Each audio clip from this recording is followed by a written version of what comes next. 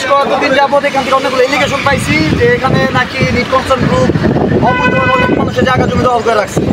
তো আমারও একটা 4 জনের জমি তাদের দখল আছে। আমি জানতাম যে জমিটা আসলে তাদের দখলে না, টাকা জায়গা ওই জমি কাগজপাতি কমপ্লিট।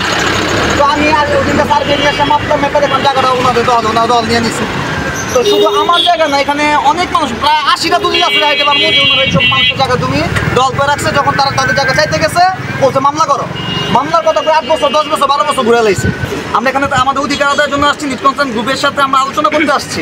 কিন্তু তারা আমাদের আমরা যখন তাদের সাথে আলোচনার জন্য বসতে চেয়েছি, তারা আমাদের ডেটের পর ডেট দিয়েছে, কিন্তু আমাদের সাথে বসা নাই। তো আমরা অনেকভাবে তাদের সাথে যোগাযোগ করার চেষ্টা করছি, তারা আমাদের সাথে যোগাযোগ করে নাই।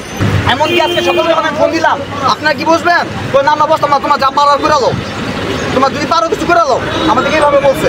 তারা তার ক্ষমতার অপব্যবহার দেখাইছে।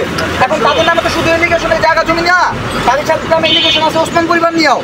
ঠিক, ওসমান পরিবার নিয়েও তাদের নামে এলিগেশন আছে। তো আজকে যদি তারা আমাদের সাথে না বসে, আজকে এখানে একটা অনেক বড় আন্দোলন হবে। আমরা সবাই তাদেরকে আজকে রাস্তায় না দেখাতে চাই যে আমাদের এখানে এখন কোনো বৈষম্য নাই। আপনারা বিচ হইতে পারেন, কিন্তু আপনারা আমাদের মধ্যে মানুষ, আমাদের সাথে বসে কথা বলতে হবে, আমাদের এখানে সমাধান করে দিয়ে যেতে হবে। আমরা প্রশাসনকে কয়েকবার জানাইছি, আমরা সিদ্দিকুল থানা ওসির কাছে, আমরা সর্বপ্রথম ডিসির কাছে এই বিষয় নিয়ে আমরা জানাইছি, নক করছি। আমার কাছে তার রিসিপ্ট কপিও আছে। আমরা আইসির কাছে জানাইছি, এই র্যাব অফিসে জানাইছি, আমরা আর্মি ক্যাম্পে চিঠি দিচ্ছি, আমরা সিদ্দিকুল থানা ওসির কাছে চিঠি দিচ্ছি।